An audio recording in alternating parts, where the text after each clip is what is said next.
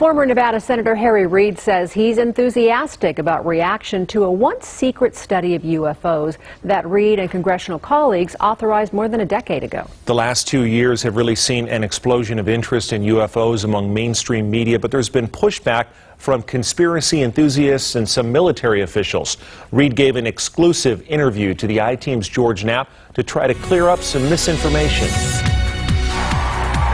When Bill and Hillary Clinton came to Las Vegas in May to speak to a large audience on the Strip, their first stop was at the Henderson home of former Senate Majority Leader Reid. It's the same path followed by many Democratic politicians and presidential candidates who visit Nevada, seeking guidance from the retired but still crafty senator.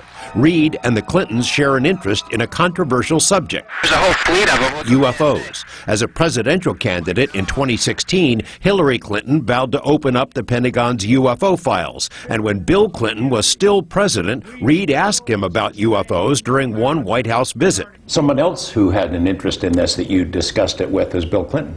I don't know, we can now talk about this maybe? Bill is one thing about President Clinton. No one can ever say that he wasn't smart. He is and was an extremely intelligent man.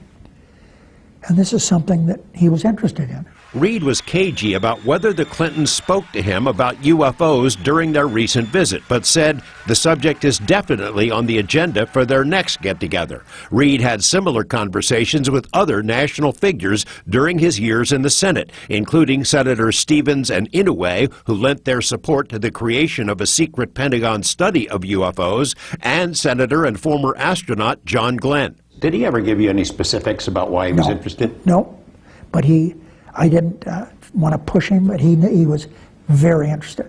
The UFO study that Reid initiated was largely carried out by a Nevada contractor, Bigelow Aerospace. After the contract ended, a scaled-down version of the program continued within the Pentagon, AATIP.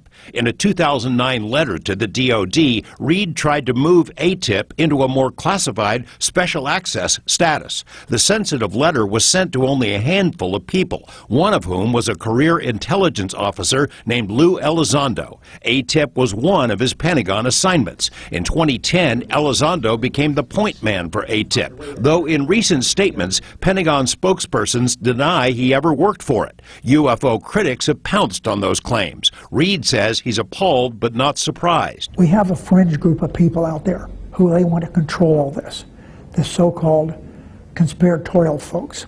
They don't want anybody that's based on facts being involved in this. So what do? They go online and try to belittle Elizondo and me and anybody else that's trying to do it a scientific way. Elizondo is a man with a great record serving our country, and people should leave him alone. And one thing about him, he's not backing off, and I appreciate that very much. Would you say definitively that he was working for AATIP trying to figure out this UFO stuff? That's one of the things he did, yes. Yeah. Although the Pentagon says AATIP ended in 2012, Reid has been informed it is ongoing, with greater resources than it had before. The U.S. Navy's announcement that it will encourage UFO encounter reports by pilots and others is a key development, Reid says, an indicator the subject is no longer taboo or a career killer. The ongoing wave of media interest has even convinced Reid's most formidable skeptic, Mrs. Reid. So my wife said, maybe you aren't so crazy after all. George Knapp, 8 News Now.